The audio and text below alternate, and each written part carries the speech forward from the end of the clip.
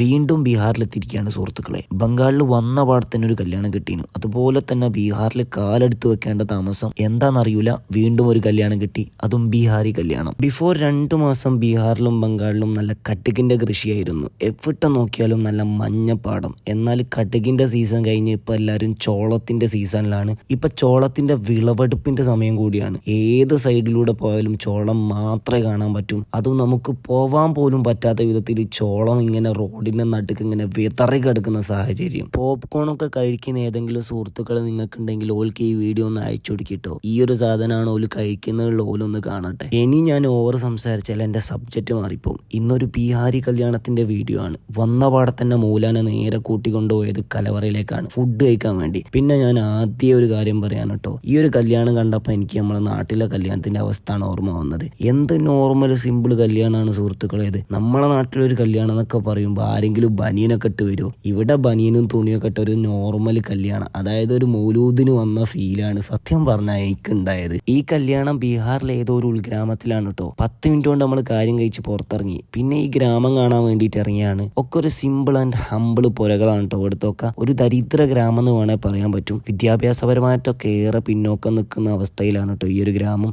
ഇസ്ര ഫൗണ്ടേഷന്റെ കീഴിൽ ഇവിടെ ഒരുപാട് പ്രവർത്തനങ്ങൾ നടത്തുന്നുണ്ട്. അഭിനന്ദനങ്ങൾ, എല്ലാവിധ സപ്പോർട്ടും നമ്മൾ ഇർസ ഫൗണ്ടേഷന് കൊടുക്കണം. അപ്പോൾ ഈ ഒരു വീഡിയോ നിങ്ങൾക്ക് ഇഷ്ടപ്പെട്ടാൽ തീർച്ചയായും ലൈക്ക് ചെയ്യുക, സബ്സ്ക്രൈബ് ചെയ്യുക, പിന്നെ എന്നെ ഫോളോ ചെയ്യാൻ മറക്കരുത്. അസ്സലാമു അലൈക്കും വറഹ്മത്തുള്ളാഹി.